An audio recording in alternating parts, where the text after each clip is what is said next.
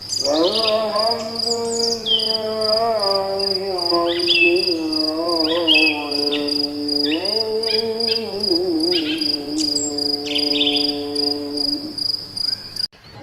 kalau untuk habat bagus yang cairan atau yang serbuk, Ustadz? Sebenarnya dua-duanya bagus ya. Karena kalau kita bicara serbuk ya. Serbuk itu kan dia masih ada selulosanya dari kulit-kulitnya segala macam itu. Cuman kalau serbuk dia kandungan dia kecil dan belum terekstrak dalam jumlah yang besar. Jadi kalau misalkan gini, pemahamannya gini, 1 kilo habatus sauda serbuk itu atau biji itu kalau dibuat menjadi minyak itu jadi cuma 20-30%. Ya. Artinya kalau kita bicara minyak, memang itu sudah sarinya. Ya cuman kan nggak semua orang kadang-kadang suka minyak. Ya. Jadi kalau memang mau dapatkan manfaat yang cespleng dan lebih cepat kerjanya, yang memang minumnya minyak, ya, minumnya minyak. Dan saya pribadi kadang-kadang kalau minum habatus sauda itu ya bukan 1 ke 2 kapsul sekali, minum 5-7 kalau saya sih. Yang serbuk ya, karena memang tadi ya kandungan dia dalam 1 serbuk kapsul itu nggak banyak. Ya nggak banyak sehingga butuh asupan lebih banyak ya. Kayak tadi pagi kebetulan anak lagi pilek gitu kan, ya anak-anak sih saya biasa kasih itu aja 1 kapsul aja, campurkan dengan madu seperti itu. Oh, baik ya, baik Ustaz. Ada pertanyaan lagi, kaitan dengan rebusan rimpang untuk ginjal bahaya nggak Ustaz? Yang ditakutkan apa ya? Sebenarnya kalau Anda ya ibu-ibu terus. Soalnya kan ada misalnya kayak gini Ustaz, ada yang minum jamu itu kan herbal, jamu bubuk Ustaz, kemudian larinya ke ginjal gitu kan. Nah kalau ini bagaimana? Kalau ini kan rebusan jadi air, gimana Ustaz? Terkait dengan pertama gini ya, ibu-ibu sekalian, pahamilah bahwa semua tuh kalau diminum berlebihan pasti muncul masalah. Sekarang saya tanya aja sebelum saya jawab pertanyaan ini, ya, apakah ada di negeri kita ini yang sudah Allah tumbuhkan rempah rimpang yang luar biasa, ya? Anda mendengar kabar orang-orang, katakanlah orang tua kita lah, orang tua saya gitu kan, atau nenek moyang kita sebelumnya ini, mereka keracunan minum rempah dan rimpang. Coba ada nggak? Nggak ada kan? Jadi kadang-kadang yang muncul itu ketakutan yang tidak berdasar. Karena memang banyak dulu kita tahu bahwa obat-obatan atau mungkin herbal-herbal, jamu-jamuan gitu dicampur malah justru dengan obat-obat kimia. Kan gitu. Jadi Anda ya yang mungkin edisi tahun 70-an ya, sama kayak saya gitu ya. Edisi tahun 70-an atau 60-an ya, ibu-ibu kita tuh zaman dulu ya minumnya itu aja gitu kan. Saya kadang-kadang mikir, mungkin gara-gara itu ada program KB, karena kebanyakan minum kunyit mungkin orang tua kita. Kunyit kan bikin subur, gitu loh. Gak ada ceritanya, terus orang tua kita tuh katanya keracunan lah, autoimun. Coba zaman Anda, zaman 30-40 tahun, ada banyak kasus autoimun nggak? Autoimun itu, ya, penyebabnya banyak memang, ya. Di samping makanan, obat-obatan juga ada banyak yang memicu autoimun loh, ya. Ya. Jadi jangan kita justru malah ketakutan dengan sesuatu yang Allah ciptakan, ya. Dan akhirnya kita lupa bahwa justru jauh lebih besar tingkat keracunannya dari pemakaian obat-obat kimia loh daripada obat-obat herbal. Coba aja. Makanya saya sering bilang, ya kalau mungkin 1 hari minum kunyitnya 1 kilo, mungkin setengah kilo, ya iyalah. Itu kan berlebihan masuknya, tapi kita minumnya sejempol 2 jempol. Itu pun kadang-kadang nggak juga tiap hari. Kalaupun tiap hari dengan aktivitas kita nggak ada masalah, ya, nggak ada masalah. Kecuali memang orangnya sudah ada gangguan, ya karena memang senyawa-senyawa aktif yang ada pada produk herbal khususnya itu sebenarnya dia aman-aman saja asal tidak berlebihan, ya. Asal tidak berlebihan. Ya kalau saya kira mungkin kalau kita bicara tentang itu ya mungkin mbok-mbok yang jual jamu itu manusia yang paling keracunan kali. Kata mereka ya bisa ngangkat kayak begitu gitu kan. Masya Allah kan. Mereka minum aja tuh kencur, ya kencurnya berapa lah kencurnya gitu loh. Kita justru malah melupakan hal-hal yang justru malah lebih beresiko dan berbahaya bagi tubuh kita, seperti garam-garam yang ada di fast food misalkan, produk-produk yang banyak menggunakan bahan-bahan kimia, ya kimia sintetik itu kan banyak sekali.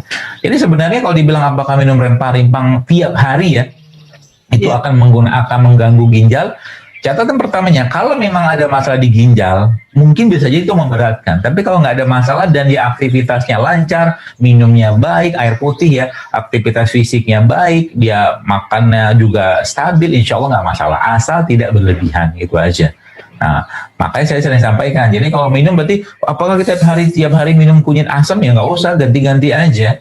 Ya ganti-ganti aja, misalkan hari ini minum jahe pandan, besok mau ini kencur gitu kan, atau mungkin dalam seminggu tuh nggak ada hari di mana kita nggak minum tapi air putih dibanyakin, misalkan itu bisa, nggak masalah, insya Allah nggak masalah. Jadi hal-hal seperti itu yang mungkin kita perlu tekankan ya. Jadi nggak ada masalah dengan apa yang Allah ciptakan asal tidak berlebihan. Dan memang yang Allah ciptakan kebanyakan, apakah ada herbal-herbal yang berbahaya atau mungkin diminum itu tidak boleh banyak-banyak, ada. Tapi biasanya dengan kasih sayangnya Allah itu tidak Allah ciptakan banyak-banyak gitu. Contoh begini lah, ada satu pohon namanya pohon mimba. Kalau ibu-ibu nanti lihat ya, mimba itu salah satu pestisidanya tanaman gitu kan. Rasanya pahit ya. Itu kalau dimakan dalam jumlah, saya lupa takaran berapa, itu emang agak-agak beracun bagaimana. Tapi jarang kita ketemu pohon mimba. Yang banyak itu apa? Ya jahe, ya kunyit, ya temulawak, ya serai gitu. Yang dijadikan akhirnya bumbu-bumbu itulah kasih sayang Allah kepada kita. Jadi insya Allah ya kita tetap perlu cari tahu ya. Tapi mungkin ketakutan terhadap itu semua menyebabkan masalah ginjal segala macam ya nggak usah juga ya. Apalagi kita cuma ngambil dari misalnya kita beli di pasar, beli kunyit, beli jahe ya direbus mungkin ya berapa potong gitu kan, insya Allah aman. Insya Allah biiznillah aman. Lanjut Ustadz, lanjut, masih banyak soalnya. Ustadz, ada yang bertanya ini, obat eksim dan pantangan makannya apa ya Ustadz? Untuk terkait dengan udah ada postingan saya, nanti mungkin dilihat aja di Instagram ya, hashtagnya anti gatal JSR, nanti bisa dipakai itu.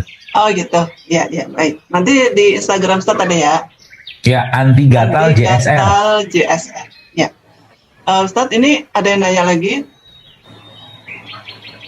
Kalau mencampur madu untuk pemanis minuman, apakah ada pantangannya untuk mencampur dengan minuman jenis tertentu, Ustaz? Madu? Nggak ada setahu saya. Cuma memang saya pribadi agak kurang suka ya mencampur madu untuk minuman. Ya karena memang madu itu mengubah rasa dan mengubah rasa asli dari minuman tadi. Ya, kalau saya biasanya ya madu emang jadi pilihan utama. Cuman kalau minuman-minuman yang saya pengen mendapatkan tetap wanginya, saya minum kopi ya, tapi juga nggak banyak-banyak. Saya minum kopi biasanya saya pakai yang gula singkong. Ya, ada namanya gula yang terbuat dari tepung singkong, itu namanya gula singkong. Itu ibu-ibu misalnya bisa dapatkan itu secara indeks glikemiknya juga rendah ya. Itu insya Allah cukup menjadi solusi ya. Di samping memang gula-gula yang lain, kan gula aren, gula kelapa, air. Jadi setahu saya nggak masalah sih ya, setahu saya. Ya baik. Kalau madu dipakai untuk minum sama air putih, Ustaz, kayak kebiasaan saya malah jadiin buat sirup. Nggak masalah, justru bagus malah. Jadi daripada beli sirup-sirupan yang kemasan itu, ibu-ibu pernah baca nggak ada warning di sirup-sirup sekarang? Pernah baca nggak? Ada faktor gulanya ya, Ustaz? Bukan, ada gula buatannya di situ. Oh. Kalau Anda baca di bawahnya ada keterangan tuh. Jangan dikonsumsi untuk ibu hamil, menyusui atau anak di bawah 5 tahun. Coba baca. Terutama produk-produk yang mengandung pemanis buatan. Daripada pakai sirup-sirup begituan, mendingan Anda ambil madu 1 sendok 2 sendok, campurin air, campurin es. Kalau pengen sirup ya, namanya sirup madu. Iya. Ya, lanjut Ustaz, lanjut. Ustaz, terkait dengan fungsi garam pada masakan. Nah sekarang kan lagi ngetren Ustaz, makanan real food. tanpa garam sama sekali. Gimana tuh Ustaz? Baik aja, nggak masalah. Orang Aja, asal bisa contoh gini, menikmati ya Ustaz ya. sebenarnya kalau dibilang garam itu kita perlu nggak perlu sih sebenarnya. Cuman memang banyak produk-produk yang sebenarnya sudah ada garam di sana, ya. Contoh mungkin produk-produk dari ibu-ibu yang pernah dinas di daerah atau bapaknya pernah dinas di daerah Sulawesi ya. Mungkin di Sulawesi Selatan, bau-bau. Saya pernah ke bau-bau tuh.